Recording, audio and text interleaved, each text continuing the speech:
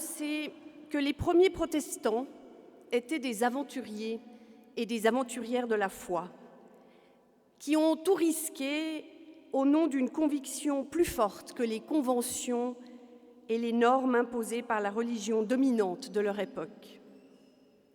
J'aime à imaginer l'élan extraordinaire qui a saisi ces femmes, ces hommes, ces enfants, ces familles, ces groupes de croyants, s'unissant autour de la Bible, paroles lues, relues, mâchées, interprétées, aimées, partagées, priées, chantées, chuchotées, transmises.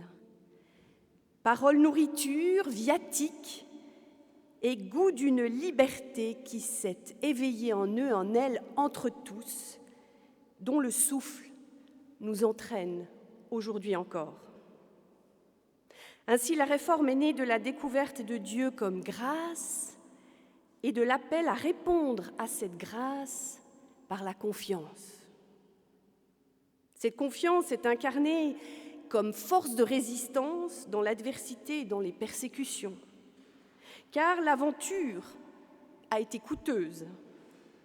Si les périls furent nombreux et parfois sanglants, ils ont aussi fait naître une solidarité entre pays, entre villes, tissant un réseau d'entraide et de solidarité au-delà des frontières. Et le destin de Genève s'est construit autour de cette réalité du refuge, d'être terre d'accueil. Vous l'avez peut-être lu dans l'ouvrage collectif « Genève, 5 siècles d'accueil », ouvrage que je trouve passionnant, qui brosse le portrait de cette immigration positive, constructive, stimulante pour le devenir de Genève.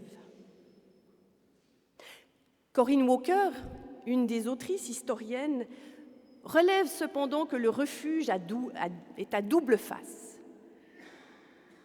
On peut voir le refuge comme dresser des murs pour se protéger des autres, rester entre soi, ou alors voir le refuge comme un espace qui s'ouvre pour accueillir, pour recueillir, pour faire alliance et pour protéger autrui. Elle le dit, ces deux mouvements sont présents dans notre histoire, dans notre spiritualité, dans notre vie, dans notre société, dans notre humanité. Ce jour de jeûne à Genève est un temps symbolique pour faire mémoire de ce qui coûte et donc de ce qui a du prix dans notre héritage, dans notre présent, et pour questionner notre attitude éthique. Allons-nous nous crisper sur ce que nous avons, sur ce que nous sommes, ou allons-nous élargir notre espace de vie, notre espace de conscience à plus vaste que nous-mêmes? Bienvenue à chacun et chacune pour ce culte du jeune Genevois qui nous réunit autour de la parole. Grâce, paix nous sont données de la part de Dieu, le Père, de son Fils, Jésus-Christ, notre ami et notre Seigneur. Ce culte, je l'ai préparé avec Eva Di Fortunato, notre présidente de l'Église protestante de Genève, avec Espoir Adadzi, pasteur qui nous vient du Togo, envoyé par la SEVA en mission chez nous, et la pasteure Sophie Muser-Aubaine, pasteur du Christ de la Nouvelle Alliance à Montbriand. Et on va réfléchir un peu ensemble, si vous le voulez bien, et prier et chanter avec cette question: où en est-on de l'aventure collective de la Réforme? Non pas pour résoudre cette question, bien sûr, mais explorer, visiter quelques lieux qui pourront, je l'espère, nous inspirer. Ouvrons-nous ensemble à la prière. Ouvrons notre prière et notre conscience au monde et à autrui.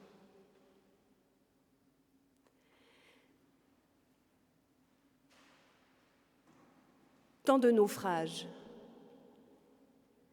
tant de vies brisées, englouties, Seigneur, tant de tempêtes qui emportent tout et qui fracassent l'espérance. pour des êtres humains, des êtres vivants, pour notre planète.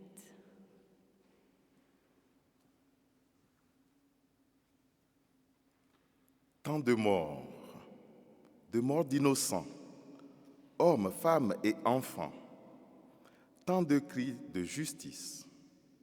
Les entendons-nous?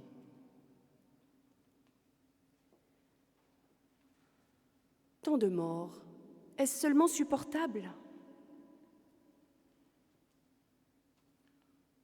Comment racheter tant de mal, de malheur, de disparitions partout sur la terre? Qui ira chercher ce qui s'est perdu dans les fracas des flots? Des profondeurs, je crie vers toi, Dieu. Jusqu'à quand resteras-tu silencieux? Es-tu sourd à nos détresses?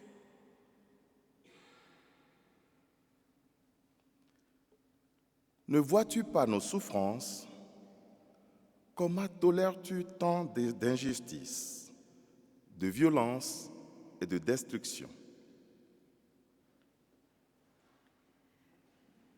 Des profondeurs où je me noie, je crie vers toi, Dieu. J'appelle au secours. L'eau me monte à la gorge, j'étouffe. Où es-tu, mon Dieu? Irai-je dans la fosse rejoindre tous les disparus? La mort ouvre un gouffre sous moi. Au secours! Qui entendra mon cri et mon désespoir? Qui?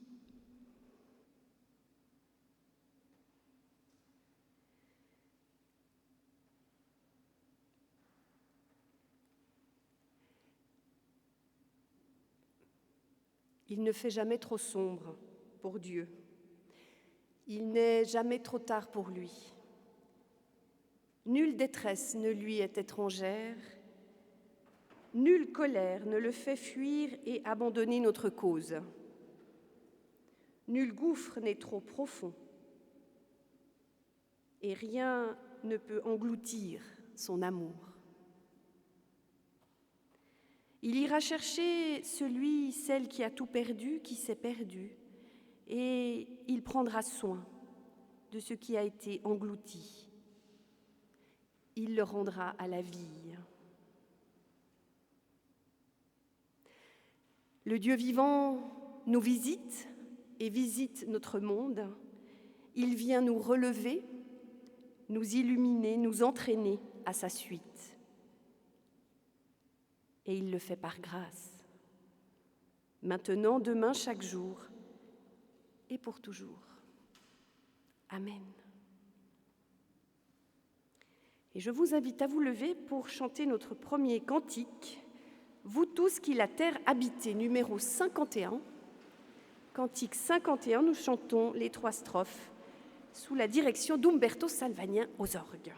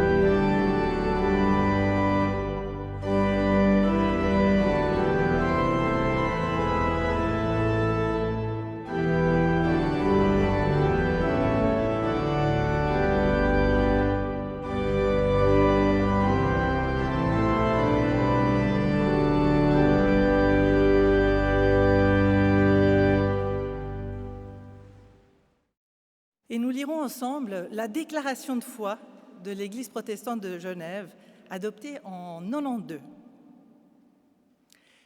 Devant les incertitudes de notre temps, nous plaçons notre confiance dans le Dieu vivant, créateur du ciel et de la terre, Père de tous les humains. Dieu a tant aimé le monde qu'il a donné son Fils unique, afin que quiconque croit en lui ne périsse pas, mais qu'il ait la vie éternelle. Dieu règne sur l'histoire et l'amènera à son terme dans son royaume. Il est le Dieu de la promesse et le Seigneur de l'avenir.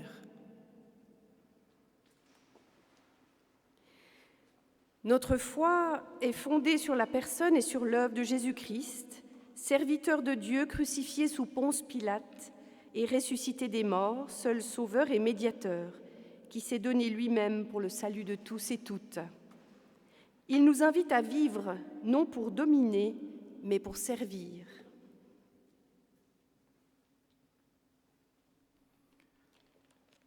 L'Esprit Saint, source de vie, recrée notre existence et la guide.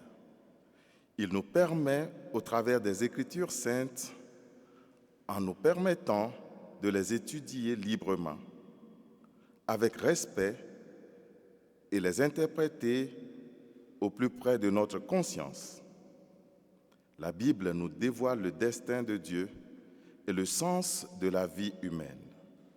L'écoute de l'Évangile est au cœur de notre recherche de la vérité et de tout renouvellement, tant personnel que social.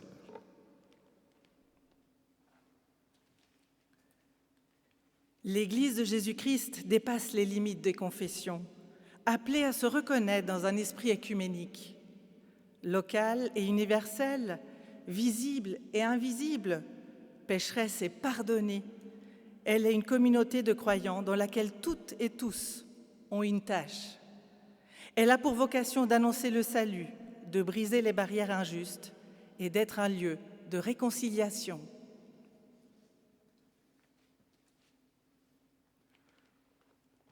La réforme affirme la responsabilité et la liberté personnelle.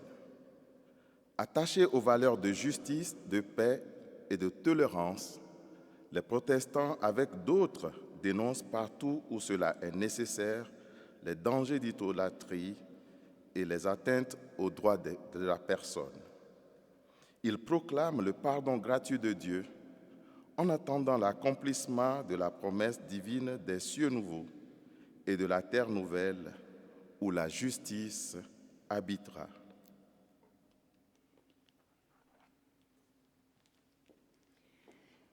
Et nous pouvons chanter cette confiance en Dieu, en qui nous remettons toutes choses, au numéro 392, les strophes 1, 2 et 3. 392. Il faut qu'en Dieu l'on se confie. Levons-nous.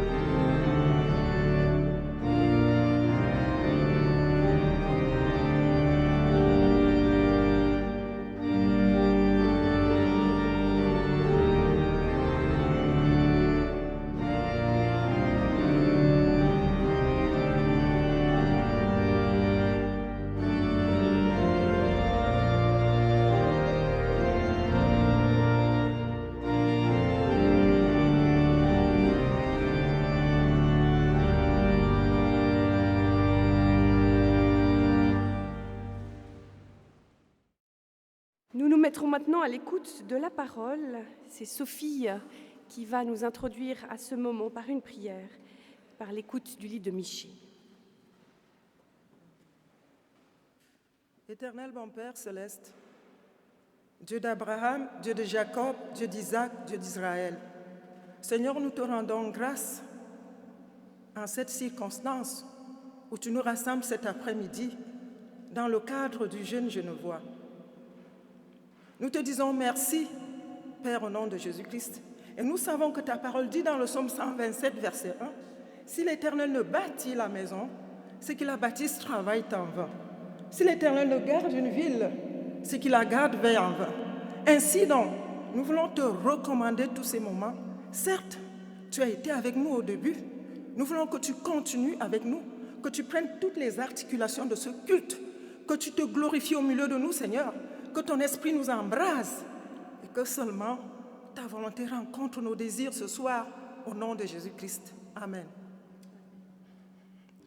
Je lis la parole de Dieu dans le livre de Michée 6, versets 6 à 8.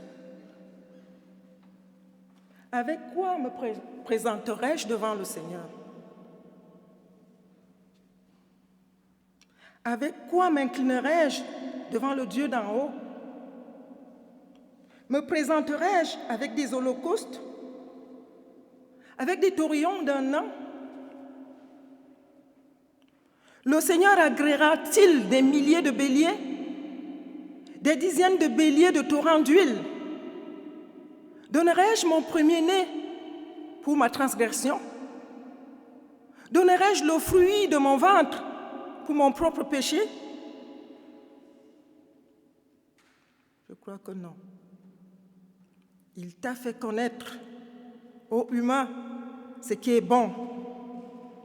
Et ce que le Seigneur réclame de toi, pratiquer la justice, aimer la bonté et marcher humblement avec ton Dieu.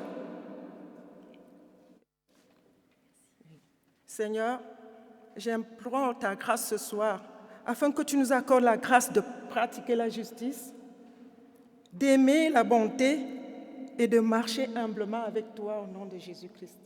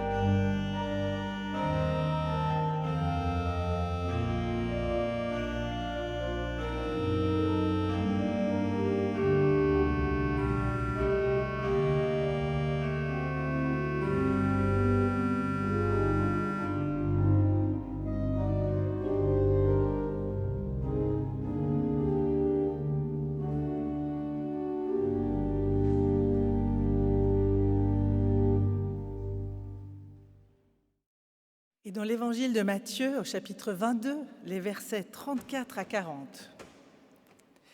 Les pharisiens apprirent qu'il avait réduit au silence les Sadducéens. Ils se rassemblèrent et l'un d'eux, un spécialiste de la loi, lui posa cette question pour le mettre à l'épreuve, lui tendre un piège. « Maître, quel est le grand commandement de la loi ?» Il lui répondit, « Tu aimeras le Seigneur ton Dieu de tout ton cœur, de toute ton âme et de toute ton intelligence. C'est là le grand commandement, le premier. Un second, cependant, lui est semblable. Tu aimeras ton prochain comme toi-même. De ces deux commandements dépendent toute la loi et les prophètes. » Où est le piège ?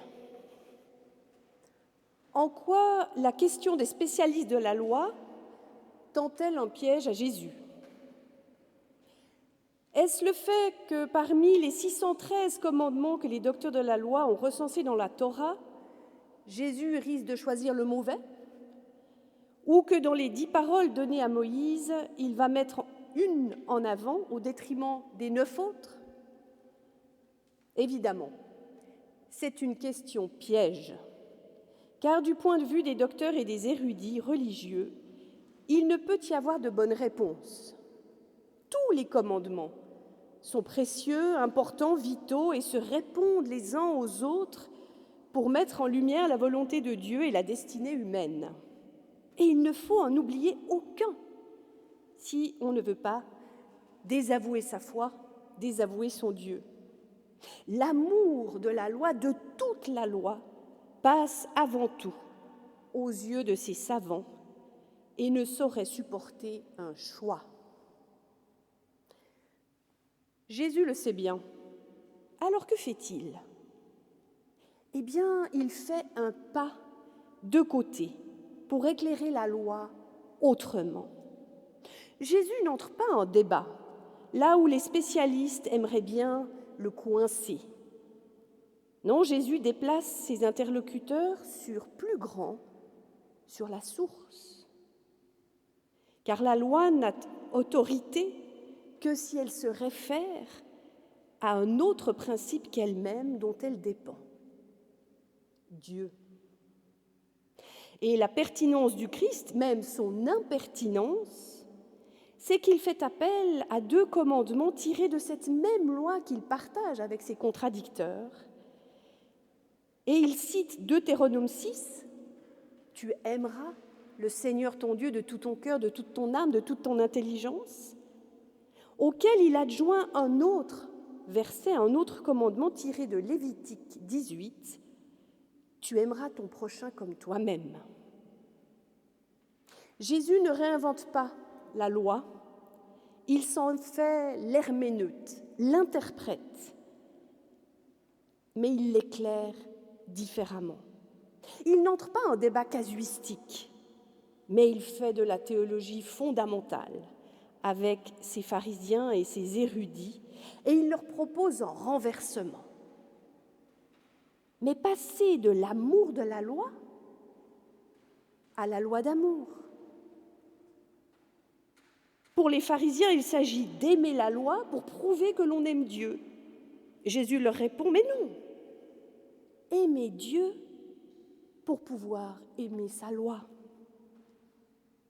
Et son originalité, je dirais même son invention à Jésus, c'est qu'il ne sépare pas la sphère divine de la sphère humaine. D'un côté Dieu, sa gloire, son honneur, et de l'autre l'humain, le pécheur. Il les conjoint dans un même mouvement, dans une même réalité. Là est la clé de l'Évangile. Tenir ces 3 pôles et n'en lâcher aucun. Ni Dieu, ni l'autre, ni moi. Où est le piège aujourd'hui ? Alors pour moi, il se cache dans le verbe que Jésus reprend du Deutéronome et du Lévitique. Aimer.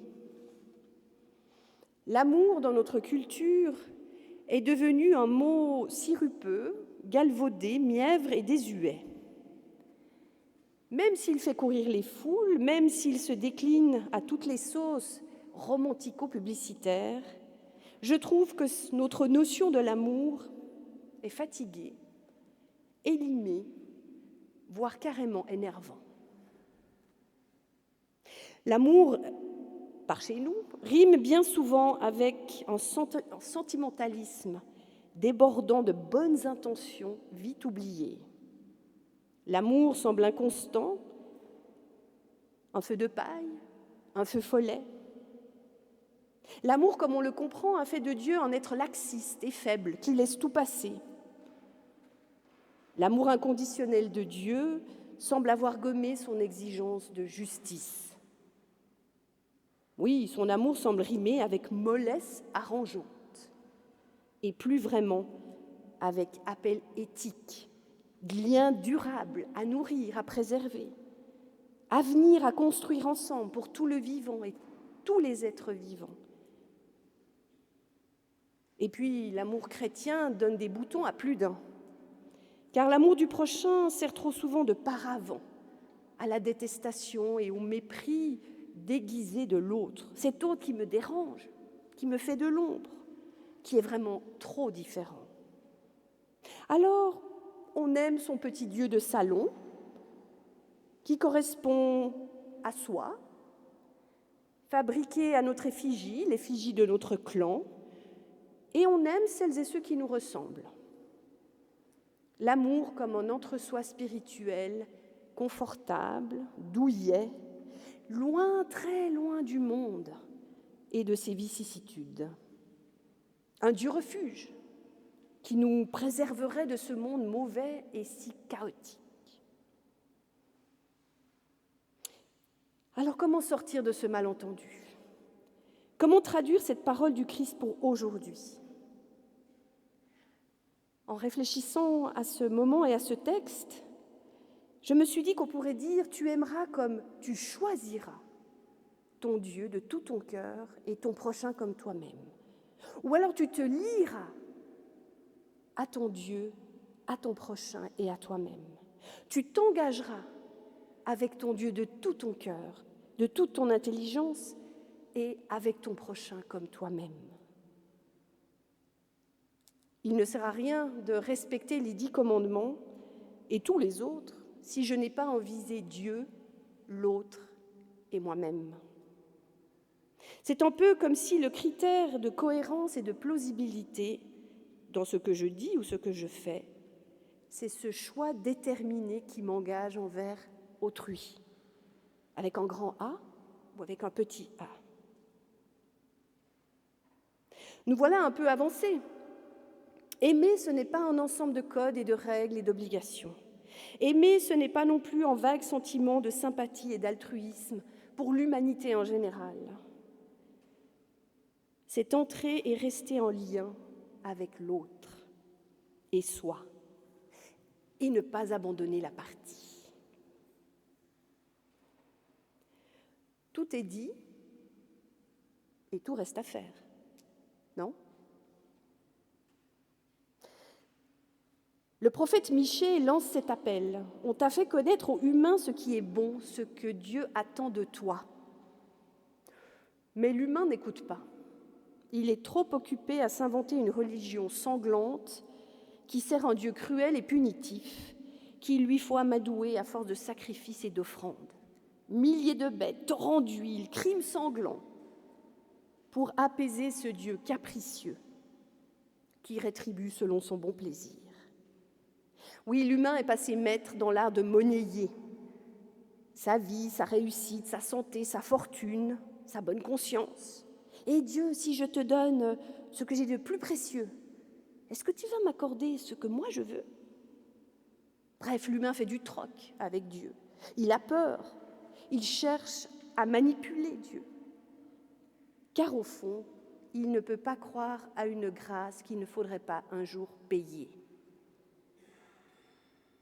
La voix du prophète Michée lui dit « Stop ! Arrête ! Ce que Dieu attend de toi, c'est tout autre chose que ton bétail et tes biens. C'est de toi qu'il a besoin, de tes mains, de ton cœur, de ton intelligence. Et puis Dieu place devant toi 3 choses, 3 actions qu'il te faut saisir.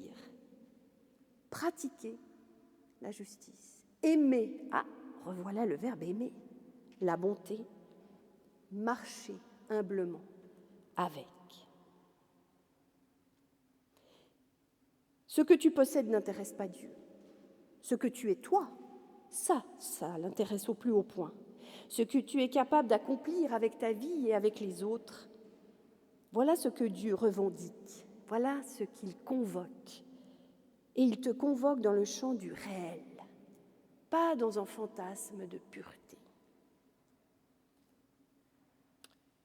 L'humain est interloqué, car il est plus facile d'offrir ses biens que d'engager sa personne. Il est plus gratifiant d'ériger un temple à la gloire de Dieu que de marcher humblement sur des routes inconnues. Et puis l'humain regarde le monde. Ok, arrêtons de sacrifier, mais alors par où vais-je commencer ? Je regarde le monde. La citoyenne en moi voit les dégâts irrémédiables causés à notre planète, aux espèces vivantes, à tant de peuples par appât du gain, irresponsabilité, négligence. Et j'ai peur pour l'avenir de mes enfants. La protestante en moi voit la précarité grandissante de nombreuses personnes ici à Genève, suite aux conséquences du Covid et de la pandémie. Destruction d'emplois, sans-abrisme, manque alimentaire, manque de base pour tant de familles, tant d'enfants ici à Genève. Le CSP nous alerte. Alain Boll, le directeur, est venu nous parler à la compagnie des pasteurs et diacres, nous disant son inquiétude. Allons-nous rester sans rien faire ? La femme que je suis voit la destinée de tant de femmes violentées, maltraitées, niées, au Kivu, à l'est du Congo, en Afghanistan, dans les camps de réfugiés, sur les routes de l'exil, mais aussi ici, dans les liens du mariage, dans les lieux de travail. Ces femmes, ces jeunes filles, ces fillettes, sur les corps desquelles se joue une grande part de la violence de notre époque. Et j'ai mal. La pasteur que je suis est prise dans le concert pluriel des religions et des croyances qui relativisent tant le message chrétien que nous nous sommes fait discrets, si discrets, que nous voilà aujourd'hui menacés d'insignifiants. Bon, Laurence, mais oh là là, c'est la cata, c'est bien déprimant tout ce que tu nous décris. C'est pas si noir, c'est pas si sombre. Oui, ok Eva, tu as raison. Peut-être que je me laisse un peu envahir par le pessimisme ambiant. Peut-être que j'ai un peu la sinistrose. Mais alors, toi, qui es une femme engagée, une protestante de toujours, maintenant présidente de notre Église, qu'est-ce que tu vois, toi ? Qu'est-ce que tu as envie de vivre ? Mais pour moi, l'aventure de la réforme, elle continue, Laurence. Je le vois dans toutes ces personnes, ce soir, qui sont là, qui ont envie de retourner ou d'aller à l'essentiel, à ces 2 commandements de Jésus. Je le vois dans mes enfants, qui questionnent notre mode de vie. Je le vois dans Gervaise, cette petite dame dans une paroisse qui s'occupe du jardin du presbytère, sans compter ses heures. Il faut du beau.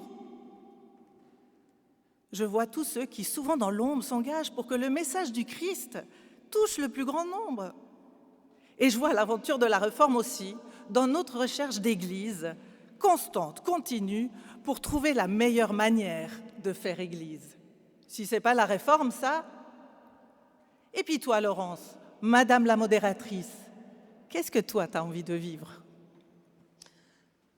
Eh bien, peut-être que j'ai envie de me laisser inspirer par Dietrich Bonhoeffer, qui résume bien les choses. Il dit, le condensé de la vie chrétienne, c'est prier et faire ce qui est juste parmi les humains. Alors oui, prions, partageons la Bible, enracinons-nous dans notre héritage protestant et chrétien, et puis allons, osons faire ce qui est juste pour la dignité humaine, pour le respect de chacun. Vivre une Église tournée vers autrui et désangoissée du souci d'elle-même. Ce serait pas mal, ça. Et toi, Espoir, tu es pasteur, venu du Togo, tout en blanc. Tu nous expliqueras pourquoi. Et tu es envoyé chez nous en mission pour partager l'Évangile. Et toi, comment vois-tu tout cela? Oui, en tant que pasteur de l'Église évangélique presbytérienne du Togo, envoyé par la CEVA, Communauté d'églises en mission, la CEVA qui est une organisation internationale fêtière de nos églises protestantes réformées et dont les valeurs sont définies dans l'action, le partage, le témoignage. J'exerce mon ministère ici, à Genève et sur la Suisse romande, en cherchant dans nos églises, dans l'autre, ce qui nous réunit et ce qui nous unit. Et j'agis pour valoriser plus et ce qui nous unit autour de Christ au détriment de ce qui nous divise. Et tout ceci se fait dans la reconnaissance et dans la simplicité. Et pour moi, l'aventure de la réforme se poursuit et se vit dans le cheminement quotidien avec l'Évangile. Cette marche à la suite du Christ qui nous invite à l'acceptation de soi dans la reconnaissance et dans l'ouverture à l'autre dans la bienveillance et dans la simplicité. Et oui, cette ouverture verticale et horizontale qui nous appelle à cet engagement permanent pour la dignité et le bien-être intégral de l'humanité. Et vous, qu'est-ce que vous diriez pour continuer le souffle de la réforme? À chacun d'apporter sa réponse, ses réponses, aujourd'hui, demain, chaque jour. Et un petit clin d'œil à Calvin, dès que j'ai reçu les dossiers de la part de Blaise Menu, mon prédécesseur, je suis tombée sur cette phrase qui était devant tout un dossier très important. Et Jean Calvin écrit « La parole de Dieu n'est point pour nous apprendre à babiller », peut-être que je l'ai un peu fait là, c'était un peu long, pour nous rendre éloquents et subtils, mais pour réformer nos vies. Réformer notre intelligence pour retrouver le chemin vers l'autre. Et je pense au prophète Michée. L'humain s'est mis en marche. Il réalise que ses gesticulations religieuses étaient bien absurdes. Alors il va aller mettre les mains dans le cambouis du monde, au nom du Dieu auquel il fait confiance. Réformer notre cœur en écoutant les besoins d'autrui. Moi, j'ai envie de croire que dans l'Évangile, au moins l'un des spécialistes de la loi entend l'appel du Christ. Il abandonne sa prétention à se croire juste tout seul par lui-même dans le cockpit de sa bonne conscience.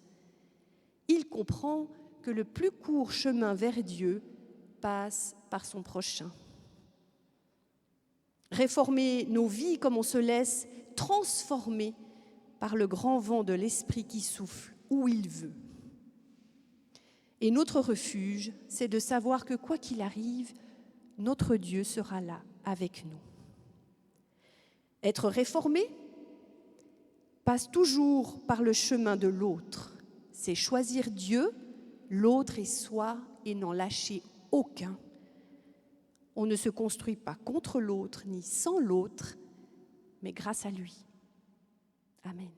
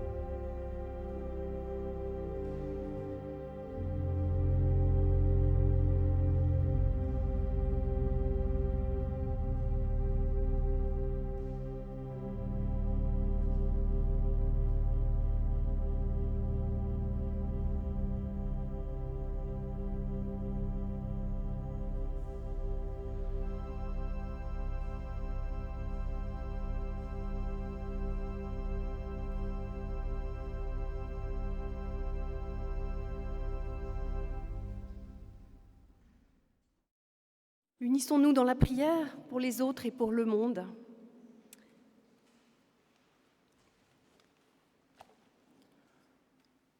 Seigneur notre Dieu, vers toi nous levons nos supplications pour notre monde qui traverse une période de troubles avec beaucoup de défis, entre autres les crises sanitaires, les guerres, le dérèglement climatique. Dans ta compassion, rassure-nous de ton amour et de ta présence. Seigneur, accorde salut et protection à celles et ceux qui sont au front pour apporter un soutien aux personnes en difficulté, aux personnes et familles confrontées à l'épreuve de la précarité et de la vulnérabilité. Nous sommes appelés à la vaccination. Seigneur, dans ta miséricorde, épargne-nous de tout effet secondaire et permets que tout se passe dans le calme et la sérénité. Garde-nous unis dans nos différences et diversités pour lutter contre cette pandémie et pas les uns contre les autres. Jésus le Christ, accorde-nous de demeurer dans ta paix et de vivre dans la reconnaissance en dépit de tout.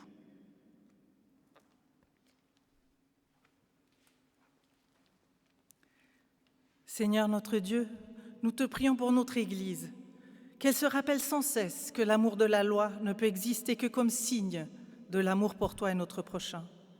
Nous te prions pour nos églises sœurs en Suisse, que nous renouvelons systématiquement notre volonté de travailler ensemble pour partager ta parole. Et nous te prions pour tous ceux qui, à travers le monde, sont persécutés parce qu'ils appartiennent à ton Église.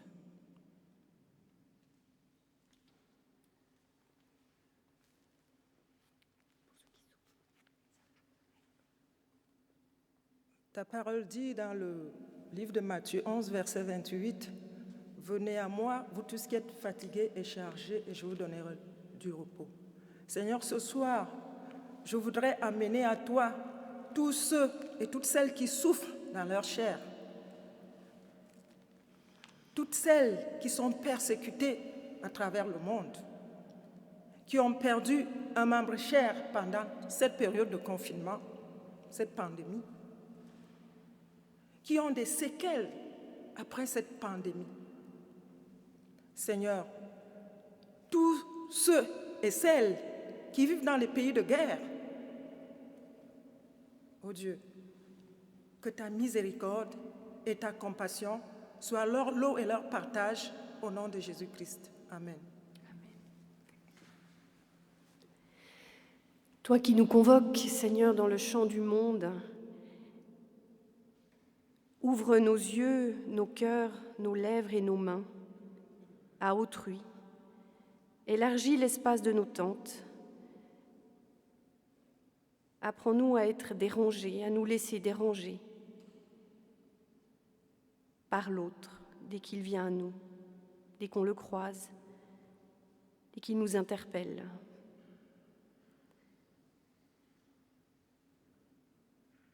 Et nous remettons toutes nos prières, nos supplications, tout ce que nous te murmurons, tout ce qui nous habite, visage aimé,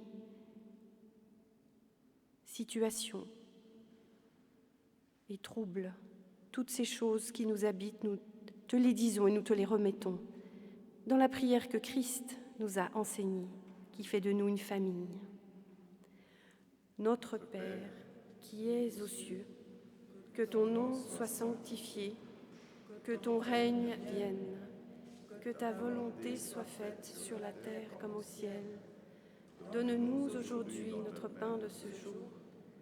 Pardonne-nous nos offenses, comme nous pardonnons aussi à ceux qui nous ont offensés.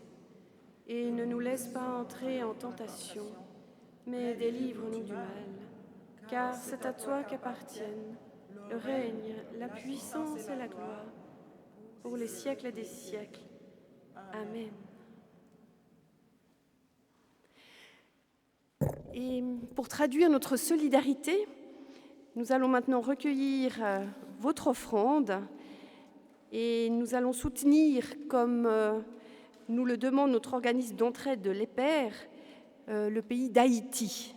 Voilà, c'était un appel urgent, une aide urgente il y a déjà quelques semaines, mais je crois que vu ce que le peuple haïtien traverse et vit, il est bon de continuer à le soutenir et à lui donner des signes que nous sommes là, même loin, mais que nous sommes là avec lui. Alors, merci de votre générosité, merci à Eva et Espoir de faire circuler les moyens de recueillir votre offrande. Et puis nous pouvons chanter pendant ce temps d'offrande au numéro 366, les strophes 1 et 3. Levons-nous pour chanter.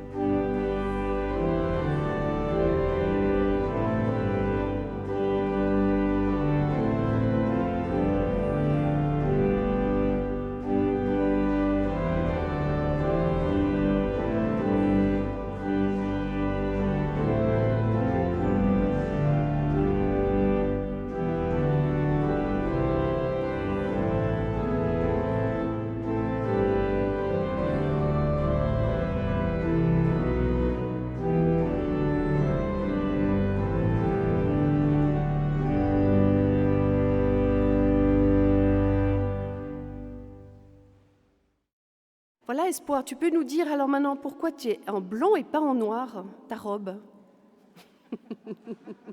Je pense que ça a intrigué plus d'une personne ici. Et puis peut-être un petit temps d'annonce s'il y a des choses à dire. Mais oui. Dis-nous.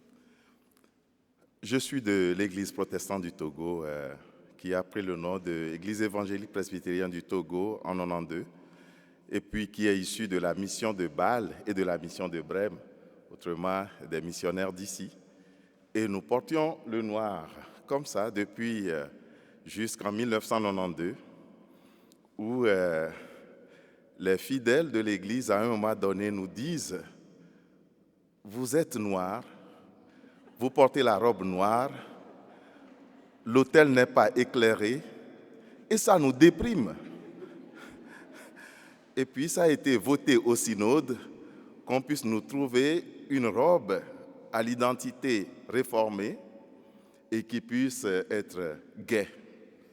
Et là, ça a été mis en concours et puis finalement, on en est sorti avec la robe à l'identité réformée, mais de couleur un peu plus gai.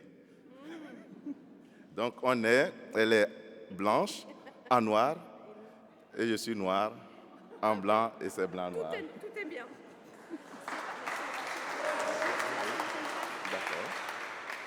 Et puis, étant envoyé par la CEVA, créée en 1971, va fêter ses 50 ans et les événements sont programmés pour le 3 octobre. Ça devrait se tenir ici à Genève, mais compte tenu de la pandémie, ça va être distanciel ou par Zoom ou en ligne. Mais le thème retenu est « Maintenons la flamme » parce que nous sommes la lumière du monde. Nous sommes appelés quand même à maintenir le témoignage chrétien dans ce moment très troublé où nous sommes aussi appelés ou oppressés dans la foi confessante, surtout dans notre société, mais nous n'allons pas nous résigner. Nous sommes appelés à témoigner d'une manière ou d'une autre notre foi chrétienne. Et c'est pourquoi aussi je suis dans cette cette mission de retour où je témoigne de la foi telle que nous la vivons aussi au Togo, en Afrique, ici à Genève. Merci. Oui. Voilà. Moi, j'ai demandé à Eva, tu as des annonces aussi à faire comme jeune présidente? Dis-nous. Alors, comme jeune présidente, je vais botter en touche et dire « Monsieur le secrétaire général, est-ce qu'on a des annonces à faire ?» Donc, si jamais il est dans le fond. Non, peut-être simplement vous informer, partager avec vous que le 23 septembre, lors du consistoire, c'est un peu notre cuisine interne d'église, mais lors du consistoire, il y aura l'installation de Laurence comme modératrice lors du culte de rentrée et aussi du nouveau conseil du consistoire, donc avec tous les membres qui ont été élus au mois de juin. Donc, juste partager ça avec vous. Et c'est tout. Et à bientôt pour de nouvelles aventures. Levons-nous pour recevoir la bénédiction de la part de notre Dieu. Il faut lever la séance, gens de mon peuple.